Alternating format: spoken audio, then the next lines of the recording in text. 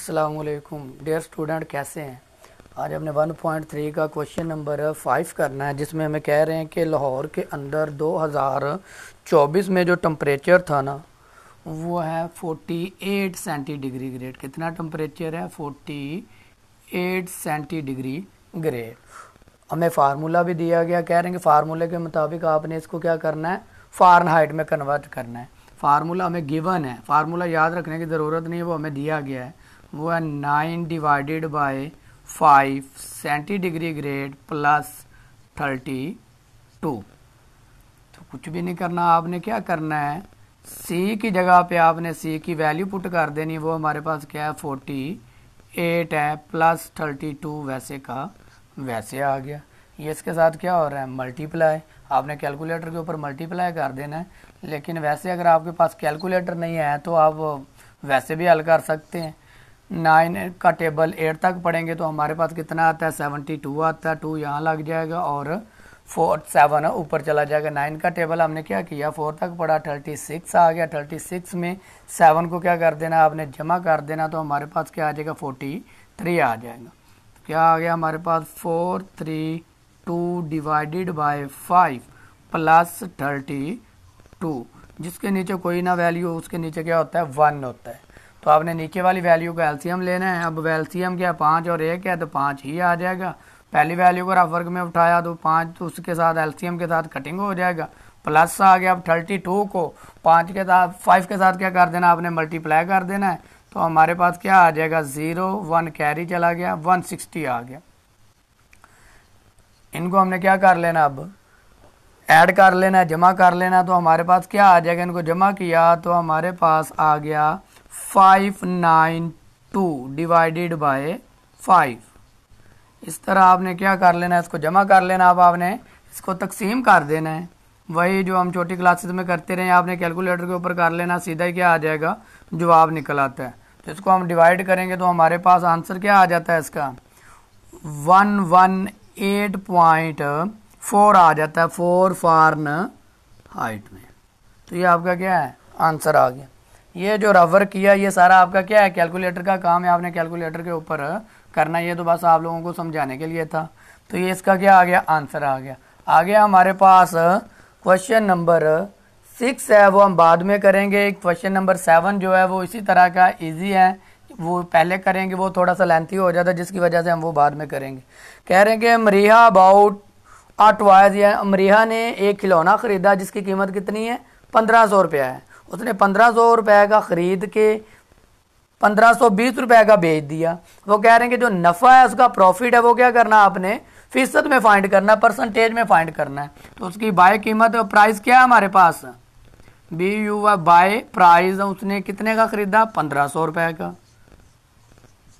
फिर उसने sold price कितनी है, बेचा कितने का, उसने 1520 का, 1520 का बेच दिया उसने। प्रॉफिट पहले फाइंड करेंगे। प्रॉफिट फाइंड करने का फार्मूला क्या होता है, sold price minus buy price. Sold price हमारे पास कितनी है, 1520, और बाय प्राइस कितनी है, 1500 है। 1520 में से 1500 गया तो हमारे पास क्या आ जाएगा, 20। कितने रुपए उसने नफा लिया, 20 रुपए। अब उन्होंने कहा जो प्रॉफिट है वो आपने परसेंटेज में फाइंड करना है। परसेंटेज मालूम करनी हो तो 100 से क्या कर देते हैं, मल्टीप्लाई कर देते हैं। 20 रुपए नफा उसने कितने रुपयों में से लिया है, 1500 में से। तो 1500 को डिवाइड कर देंगे और मल्टीप्लाई क्या कर देंगे, 100 के साथ। तो ये 2 जीरो इन 2 जीरो के साथ क्या हो जाएंगे, कैंसिल आउट। तो क्या बचेगा, 20 डिवाइडेड बाय 15। तो इसको कैलकुलेटर के ऊपर डिवाइड करेंगे तो हमारे पास आंसर क्या आ जाएगा, 1.33 चलता ही जाएगा तो फीसद में। तो ये आपका क्या आ गया, आंसर आ गया। उम्मीद है कि ये आप लोगों को इन सवालों की क्या आ गई, समझ आ गई है। बाकी हम क्वेश्चन नंबर अगला करते हैं, क्वेश्चन नंबर 8। स्क्रीनशॉट ले लें इसका, बाद में समझते रहिएगा। अब अगला सवाल करते हैं।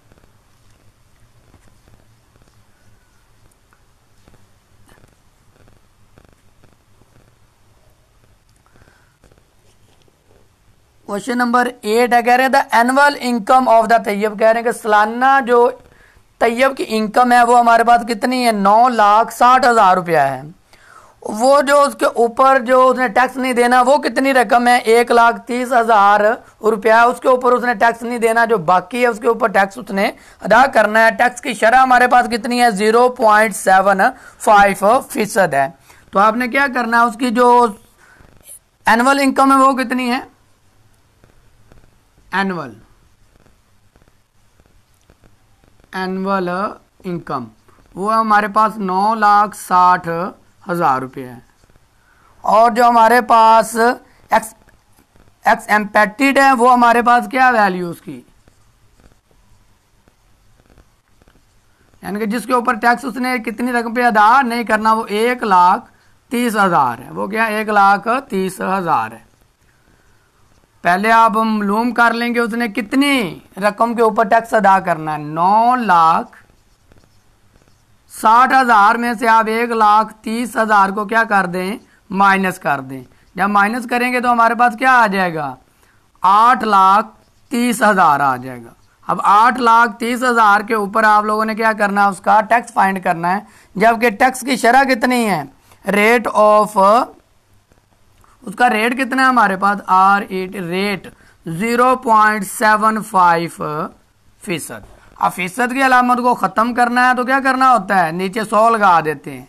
फीसद की अलामत को ख़त्म करना हो तो नीचे 100 लगा देते हैं।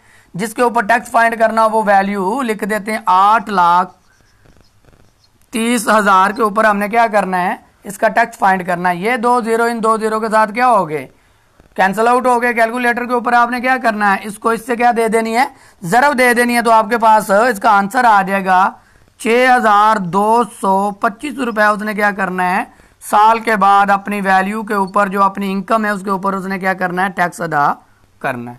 उम्मीद है कि आपको इस सवाल की भी समझ आ गई होगी। अगला हमारे पास है क्वेश्चन नंबर 8। क्वेश्चन नंबर 8 कर लिया है। क्वेश्चन नंबर 9, ये है क्वेश्चन नंबर 8 और ये है क्वेश्चन नंबर 9। क्वेश्चन नंबर 9 में क्या है, कह रहे find the compound markup. Compound markup हमने फाइंड करना। मार्कअप को प्रॉफिट भी कहते हैं, नफा भी कहते हैं। कितने रुपीज के ऊपर, 3,75,000 for 1 year the rate of the 14% compound annually. तो हमारे पास उसकी अमाउंट कितनी है, अमाउंट 3,75,000, 3,75,000। रेट कितना है उसका, यानी किस शरह से उसने प्रॉफिट कमाना है, वो हमारे पास 14% है। वही आपने फीसद की अलामत को ख़त्म करना हो तो नीचे क्या लगाते हैं, 100 लगा देते हैं। और मल्टीप्लाई क्या करना है, जो हमें वैल्यू दी गई है, जो अमाउंट दी गई है 3,75,000, ये 2 जीरो इन 2 जीरो के साथ क्या हो गए, कैंसल आउट हो गए। 14 को आपने क्या करना है, इससे मल्टीप्लाई कर देना है। तो आपके पास क्या आ जाएगा, इसका आंसर आ जाएगा 52,500। कैलकुलेटर के ऊपर इसको मल्टीप्लाई कीजिएगा तो आपका क्या आ जाएगा, आंसर आ जाएगा। इस तरह आपका क्वेश्चन नंबर 9 भी कंप्लीट हुआ। उम्मीद है कि आप लोगों को समझ आ गई होगी। दुआओं में याद रखिएगा। अगर जो हमारी वीडियो है अगर आपको अच्छी लगे तो सब्सक्राइब ज़रूर कीजिएगा।